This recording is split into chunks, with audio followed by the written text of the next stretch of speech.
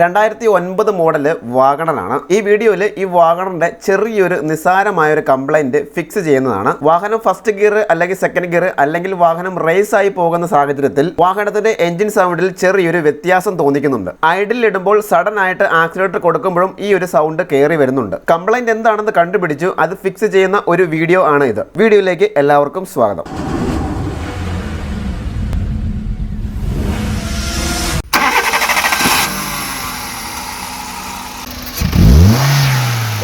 എടുക്ക്, ഞാനിപ്പോൾ എടുത്തല്ലോ. എടുത്ത് ആ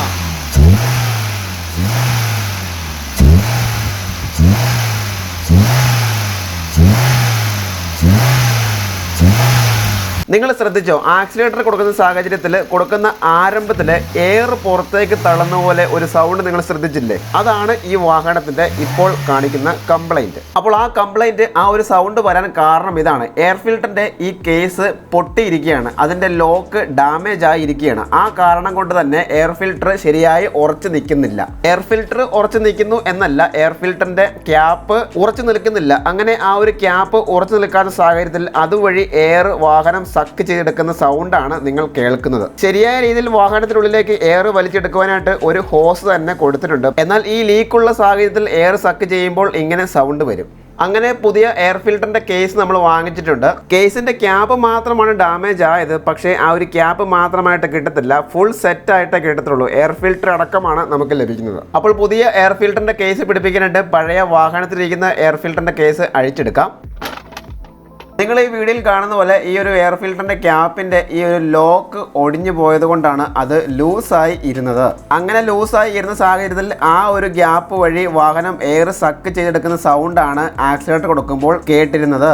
എയർ ഫിൽറ്ററിന്റെ ട്രെയും കൂടെ അഴിച്ചു മാറ്റാം. അതുകൂടെ ഉൾപ്പെടെയാണ് നമ്മൾ ചേഞ്ച് ചെയ്യുന്നത്. കാരണം അത് ഉൾപ്പെടെയാണ് കിട്ടിയത്. അത് കംപ്ലൈന്റ് ഇല്ലായിരുന്നു, പക്ഷേ അത് പുതിയത് കിട്ടിയത് കൊണ്ട് നമ്മൾ അത് പുതിയത് ഇടുന്നു എന്ന് മാത്രം. എയർ ഫിൽറ്റർ ഇല്ലാതെ വാഹനം സ്റ്റാർട്ട് ചെയ്യാം. അപ്പോൾ നിങ്ങൾക്ക് വ്യക്തമായി കേൾക്കാൻ സാധിക്കും ആ ഒരു എയർ സക്ക് ചെയ്യുന്ന സൗണ്ട്.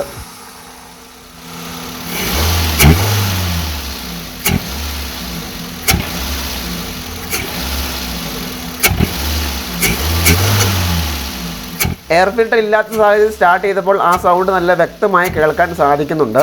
നമുക്ക് എയർ ഫിൽറ്ററിന്റെ പുതിയ കേസ് ഇൻസേർട്ട് ചെയ്ത് കൊടുക്കാം.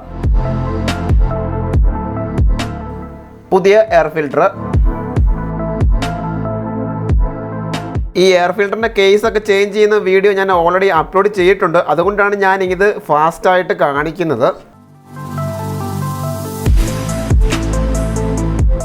ഓക്കെ, ഇനി നമുക്ക് വാഹനം സ്റ്റാർട്ട് ചെയ്തിട്ട് കംപ്ലൈൻറ്റ് ഫിക്സ് ആയോ എന്ന് ചെക്ക് ചെയ്യാം.